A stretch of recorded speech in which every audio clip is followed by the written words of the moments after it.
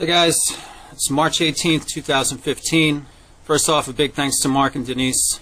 You guys, for trying to help us out. Even if this doesn't work out, it's the equivalent to me of you guys having done the work and having it succeeded. That's the appreciation I'm throwing out there to you guys. You're going to see the house reset. Mark, you're going to notice it's different. It's a lot different than what you recall. And also that there was, in fact, some top-off work that needed to be done that has not been done yet, because right now it's at the stage where it's enabling its purpose. In other words, like if Arlene brought herself and her son out here, there would be the enablement for a further change to accommodate the situation. So the reset, the base of the reset foundation is done, but anything else like drywall or topping off the entire plan needs to take place with her being here, and she should be here, and she should be participating and helping with this. The only other thing I'm going to say before the few-minute reset, but I'm going to show you guys the work, and if you forward this to her, I want her to know that we love her and we miss her very much. And I want her to know that all the passion and the work that was done here, it was thought of with thoughts of her involved in every aspect of this place. Every new thing that you see here had inspiration. Had an inspiration with Arlene on it. So let's do this. Take you guys around. And like I said, foundational reset's done, but not the whole thing. Okay, that's just going to be based on functional use. So we're going to start right off the bat immediately with the garage. And there's big open space in the garage. Now we know that a big open space is pretty damn easy. It's just a matter of moving things or whatever. And I could say that the shed in the back, we moved some stuff. But what this doesn't explain is where certain things would have gone and the space would have been wider. I am in agreement as far as the drywall and insulation, because it does get hot in here. But again, that's work that would need to be done in a joint effort, and I think that that's a great, fair thing. I think that's a tolerable, great thing.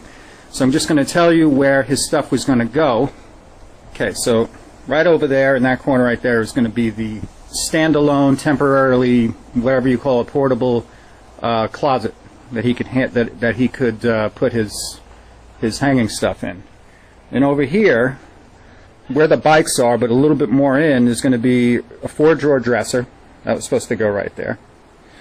And where the crate is right now, going across, the idea that I had without input was to get a futon, which would be a functional bed and a couch that he would have. The table with the TV is going to be put right over there, right on the side thing of the drum set. And the table for the TV that we were going to use, right now the amp is sitting on top of it. And she knows what this table is. And that's the table we were going to use for the TV, and I promised that a TV would be purchased.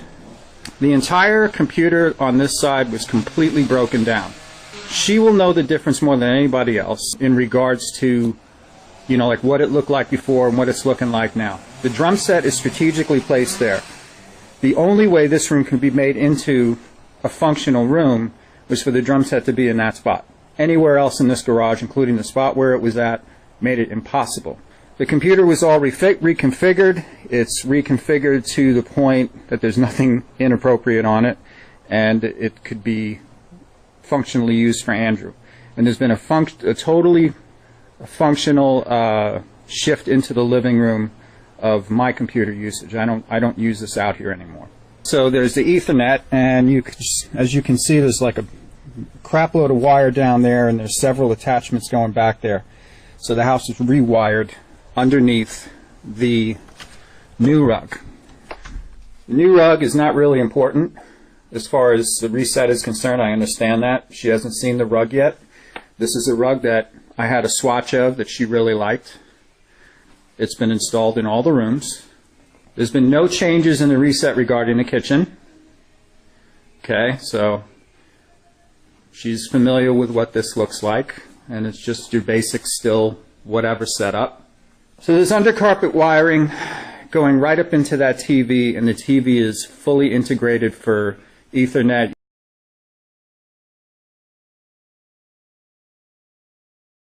Okay, so I talked about the his and her chairs for Ethernet, you know, for internet cable. So instead of having a wireless, we now have a more secure wired internet connection going into the living room, which was under the rug. The roll-top desk used to be here, but it is now there. And the roll-top desk is basically for storage. The wiring is the blue wiring down there that comes out. That is internet, underground wired internet. And there is internet connection right now. This is my wonderful red laptop. And this is my computer. And this is where I sit. Do my stuff. I'm always available in the living room.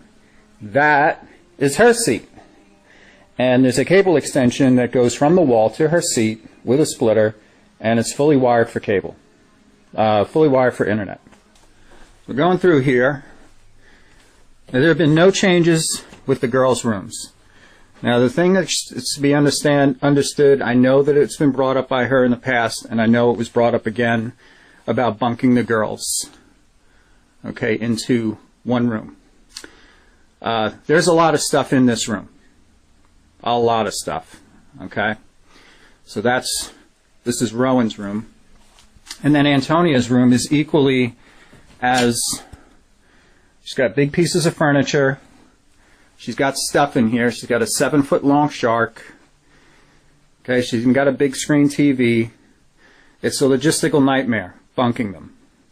However, one of the things that I thought of was if she came out here with her son, that we could bunk the girls temporarily in a room and make Rowan's room functional as a bunked room without moving everything out of here. And we could turn this into a temporary bedroom, you know, for Andrew or Liam or John to use until the drywall for the garage and the room is done for the garage. You know, insulation, air conditioning, stuff like that, make it normal. So he would temporarily be in here. Then we would move him out of here, and Antonia would get back her room. Okay, so logistical nightmare of just bunking them at this point. You have to be tolerable.